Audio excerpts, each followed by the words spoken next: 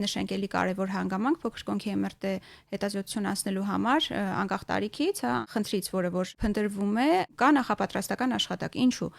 որովհետև MRT-ն շատ զգայուն մեթոդ է եւ մենք գիտենք, որ նաեւ աղու գալարները տեղակայված են, փոքր կոնքում եւ աղիքներում արկա ավելորդ գազը, կղանքային մասսաները, հեղուկը, այս բոլորը առաջացնում են արտեֆակտներ եւ փչացնում են մեր նկարները։ Պացիենտը երբ որ նախապես գրանցվում է, MRT հետազոտության համար, մենք կետ առ կետ նշված տալիս ենք պացիենտին ինչպես պետք է արվի նախապատրաստական աշխատանքը, 2 օր դիետային պահում պացիենտները, այսինքն բացառում են այն պրոդուկտները, որոնք մարսողության արդյունքում առաջացնում են հավելյալ քանակի գազ։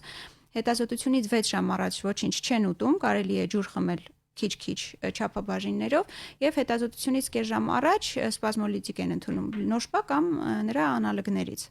եւ գալիս են հետազոտության։ Կանանց մոտ առանձնացնենք նաեւ բացի աղիները նախապատրաստելը, շատ կարեւոր է հետազոտությունը կատարել մենստրուալ ցիկլի առաջին փուլում, այսինքն 7-ից մինչեւ 12-րդ օրը ընկած հատվածում։ Ինչու հարց կառաջանա, որովհետև երբ որ մենք գնահատում ենք արգանդը, էնդոմետրիումը, լորձաթաղանթը, կախված ցիկլի ֆազայից փոփոխություններ են տեղի ունենում արգանդում։ Լորձաթաղանթը հաստանում է, արյունամատակարարումը երբ որ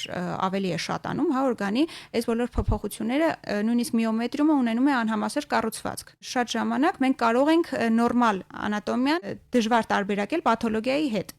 Ձվարաններում առաջանում են ֆոլիկուլներ, դոմինանտ ֆոլիկուլ է ձևավորվում, որը կարող է իմիտացնել կիստոզ գոյացությունը ենթադրենք։ Նման հարցերից խուսափելու համար, այո, ցանկալի է կատարել առաջին ֆազայում